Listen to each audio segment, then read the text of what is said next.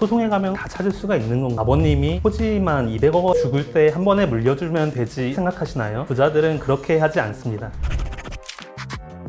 안녕하세요. 법무법인 YK 가사상속팀의 정베드로 변호사입니다. 오늘은 증여와 상속의 차이에 대해서 한번 말씀드리려고 합니다.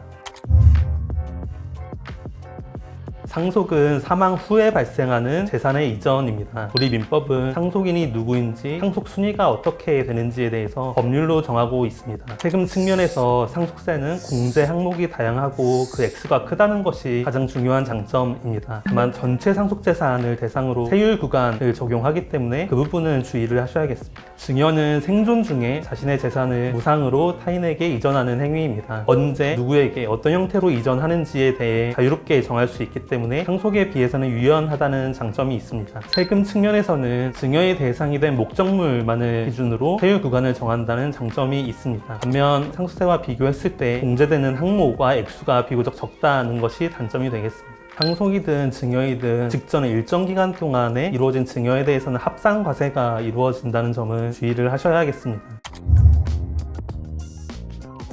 서울 시내에 있는 30억 원 정도의 아파트를 자녀 한 명에게 이전해주고 싶다고 하셨을 때 생전 증여를 선택하시게 되면 증여세는 약 9억 9천만 원 정도 산출이 됩니다. 반면에 상속을 선택하시게 되면 약 8억 1,500만 원 정도 산출되기 때문에 이때는 상속이 조금 더 유리하다고 보실 수도 있습니다. 반면에 같은 아파트를 자녀 3명에게 3분의 1 지분씩 이전해주고 싶다고 하셨을 때 생전 증여를 선택하게 되면 1인당 증여받게 되는 가액이 줄어들기 때문에 증여세를 산출해보면 1인당 2억 1,800만 원 정도, 합하면 6억 5천만 원 정도까지 줄어들게 됩니다. 반면 상속을 하게 되면 전체 상속재산을 기준으로 과세가 이루어지기 때문에 자녀 한 명에게 상속했을 때와 차이가 없고 결과적으로 증여세가 이때는 더 유리하게 됩니다. 이렇게 간단한 사례를 통해서도 재산을 이전하는 구체적인 형태마다 증여와 상속의 유불리가 다르다는 점을 확인할 수 있습니다. 이외에도 부동산의 시가 상승이나 10년 이상의 장기간 분산 증여 등을 활용하면 상속에 비해 더욱 다양한 형태의 재산 이전과 절세가 가능할 수 있습니다. 아버님이 고액의 토지들을 많이 보유하신 분이셨고 오랜 기간에 분산해서 이루어졌고 그 증여가 마친 시점으로부터 10년 이상 경과하셔서 아버님이 돌아가셨습니다. 그래서 세금 측면에서만 보면 증여세의 절감이 굉장히 많이 이루어졌던 사안이 맞습니다. 다만 일정 자녀들에게만 편중돼서 증여를 해주시고 가다 보니까 저희 의뢰인 입장에서는 내가 아버지께 크게 잘못한 것이 없는 것 같은데 왜 나만 증여에서 빠졌을까라고 생각을 하게 되는 증여였기 때문에 이 증여가 유효한 증여인지, 나에게 혹시 유리분의 부족이 생기지 않는지 궁금해하시면서 찾아오시게 됐습니다. 등기부만 보아도 증여로 부동산들이 넘어갔다는 건 명확했기 때문에 유리분 부족이 인정이 됐고 상당한 금액을 다른 형제들이 돌려줄 수밖에 없는 사안이었습니다. 아버님 입장에서는 세금 측면을 고려하셔서 전문가한테 상의도 받으시고 증여를 진행하신 것 같은데 어떻게 하면 가족 구성원들이 내가 사망한 이후에 다투지 않고 화목하게 지낼 수 있을까까지 고려하려면 더 면밀한 계획이 필요하다는 것을 알 수가 있었습니다.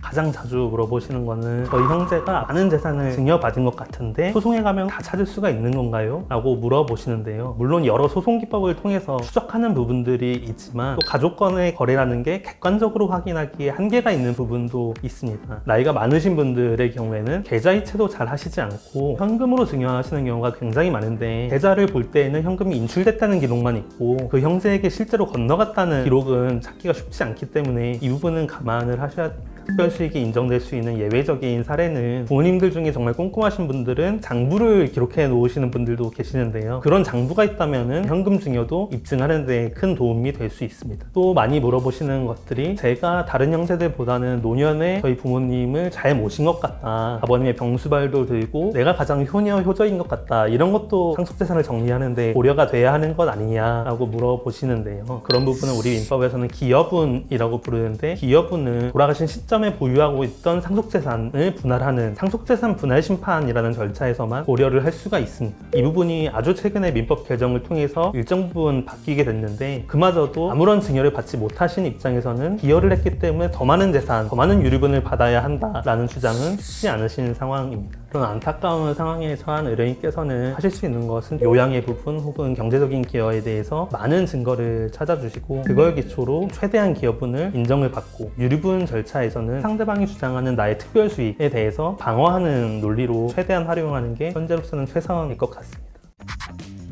증여 상속 부분을 보면 법 규정의 변화도 많고 재산 이전의 형태도 다양합니다. 어떤 형태로 계획했는지에 따라서 절세 효과의 차이도 크지만 나아가서는 가족 구성원들이 화목하게 지낼 수 있는지 아니면은 불가피하게 법적 분쟁에 치달을 수밖에 없는지 결정이 됩니다. 그렇기 때문에 상속이나 증여 문제를 앞두고 계시다면 막연하게 아무 문제 없겠지, 다른 가족들이 이해해 주겠지라고 생각하시기보다는 이런 분쟁을 전반적으로 조언해 줄 수 있는 증여 상속 전문 변호사와 상담해 보시는 것을 권유드립니다.